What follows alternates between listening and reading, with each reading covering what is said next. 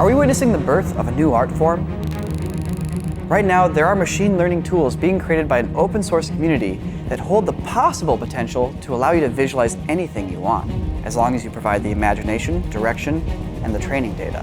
But image-based machine learning has some limitations, and one of its biggest limitations is consistency over time. We tried to solve that problem with an experiment that we called anime rock, paper, scissors. I challenge you to rock, paper, cross blades! And due to our use of AI in that project, it ended up becoming one of the most controversial things we've ever done. And now we're doing it again. Why? Well, I'm glad you asked. My people, on this day, the 1-year anniversary of my coronation, I bring forth a token of peace! All right, so first things first, I have a huge announcement. After months of hard work, we have finished Anime Rock, Paper, Scissors 2, and it is live right now on corridordigital.com. You can watch it right now. When this video dropped on YouTube, that video dropped on the website. So once you're done watching this video, go check it out. All right, let's get into this. So how are we gonna make episode 2 any better? Well, before I explain how, we first need to talk about why this is such a big deal for us. Come here, I want to talk to you. Okay. Sam and I started making videos over 20 years ago, when visual effects software had just become accessible on our home computers, which were iMacs at the time. This was completely impossible a few years before, when these tools were only accessible to Hollywood studios. And as technology marched forwards, we got our first digital cameras, we got our first nonlinear editors, and our first 3D animation programs, and eventually, we made our first movie. Imagine if you approached me with a new piece of experimental software, something so advanced that I could take normal footage from any camera and visualize anything I wanted. That is the holy grail of visual effects. That is the ultimate ideal goal of the software that we use, to visualize impossible things, to build worlds and images that don't exist in reality. And last year, a form of machine learning for images called latent diffusion was released, open source, to the public. Since then, it's been implemented all over the place. It's in Photoshop, it's in Microsoft Bing. There's even an open source model released to the community from Stability AI. When we discovered a way to train our own characters and images into this process, it opened up a huge world for us creatively. That holy grail of VFX appeared to be in our hands. However, we quickly discovered that while this tool is incredibly powerful for still images, it doesn't work for video.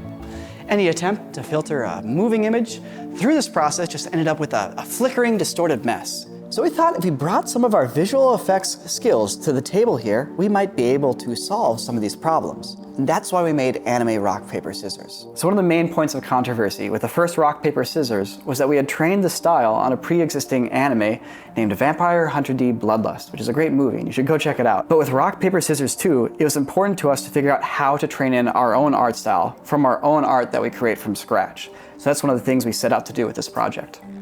This is the script for Anime Rock, Paper, Scissors 2. The first one had about 80 shots. This one has almost 400. So the first thing we need to do is come up with a pipeline using software that's never been used in a pipeline before and figure out a way to efficiently get through 400 shots compared to the 80 that we did before. Secondly, you see how thick this script is.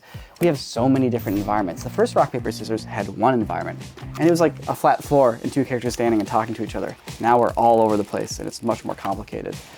Next up, we need to eliminate that flicker. We need to get better at that. Emotions are what matter. We need to be able to read the expressions in the characters' faces, see the eyes, the windows to their soul. So we gotta get that flicker fixed.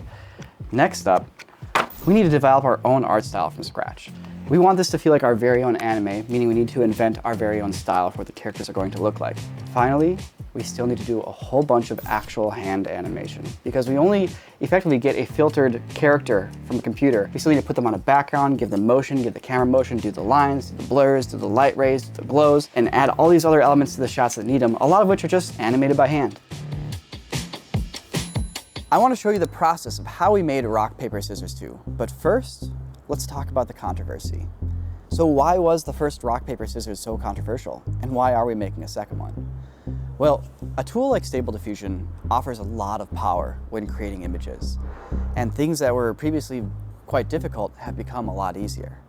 Now there's a lot of discussion around AI being transformative versus derivative, And when we made the first rock, paper, scissors, a lot of these conversations were brought to the forefront. So I don't want to speak for anyone else's viewpoint here. All I can really offer is my experience as an artist using these tools. If you are someone who's concerned about AI in the art space, well, I invite you to come along as I show you how we use it in the creation of a scene for Rock, Paper, Scissors 2, and I'll let you decide if our work connects with you. I will offer one opinion, if you would be so kind as to indulge me. I think good art elicits an emotional reaction regardless of what tools or techniques are used. And that emotional connection is different for every single person. So at the end of the day, all we can do is offer what we create, and the rest is up to you. All right, well, without further ado, let's take a look at how we made a scene from anime Rock, Paper, Scissors 2. Every good video starts with a good idea, but then it's followed by a lot of work put into the script. Sam and I bounce pages off each other back and forth until we're locked in with what we want, and it's time to go record the voice lines. Then we record all the lines of dialogue in the script, like this one. Jules, do my eyes betray me? So we plan out the shot by writing text down in Edit, and this tells us what each shot is going to be. This is simpler than having to draw a storyboard for every shot. You can see exactly how long it needs to be. So now it's off to designing our costumes and then acting out the scenes on a green screen while trying to pair them with dynamic, inventive cinematography. So now we have our characters filmed, it's time to create the art style that we're going to use. And for that, we go to my friend Josh Newland. Hi Josh. So I reached out to you to join us for this project because we wanted to create an art style specific to this project. I'm the artist that provided the line work that would inform the characters. The things that I tended to exaggerate were cheekbones, chins. You got angular features that looked like you could grate cheese on them. Obviously exaggerated eyes. I'm not traditionally an anime artist, so studying everything from Vampire Hunter D to Gundam, Cowboy Bebop, and then trying to somehow blend that with the cartoonier style that I tend to do. So that meant studies of like eye after eye after eye, meant drawing random villagers, soldiers, your characters from like every conceivable angle with varied emotions, and then getting feedback from you. So now that we have the art style from Josh, we take photos of our actor wearing the costume, we take the art from Josh, and we feed that into a generalized diffusion model, which changes it. It makes a fine tune, and it replicates our character in our art style. The reason we do this is because by making a model only capable of recreating one character in one art style, we eliminate one of the biggest sources of flickering. Because the diffusion process has a tendency to interpret an image differently every time it runs due to that randomization, we can effectively force it to only look at things one way, our way. So now we have our foreground character, we still need our background. So our backgrounds start as 3D renders. I love Unreal Engine. It's really cool, it's free. I love creating environments in it, which is why it's perfect for this. We have a big environment. What do? Well, we compose things, like we shape the environment. And then above all, we do the actual camera work. We actually put down, as you see here, lots of little cameras that match up with every single plate. And from there, it's actually a really simple process to get them out of Unreal and process them with Stable Diffusion. The image is given a style transfer, not a specific artist or anything, but just generally the medium, style, the setting. So at this point, our use of AI is complete, but we still have a lot of work to do before we actually have a finished shot.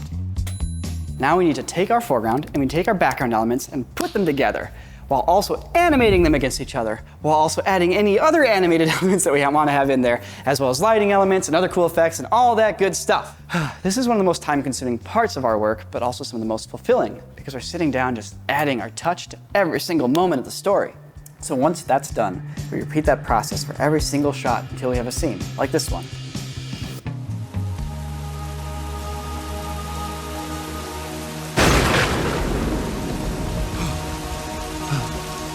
Father's grave.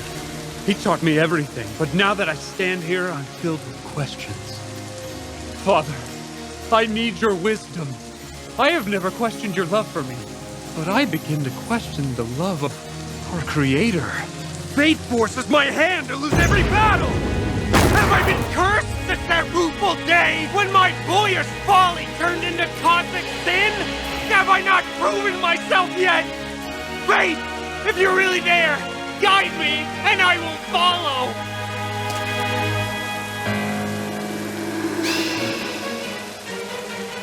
If I must be a king to challenge him, then so be it. I shall not see him again until I wear a crown of my own. I must find a kingdom in need of a king.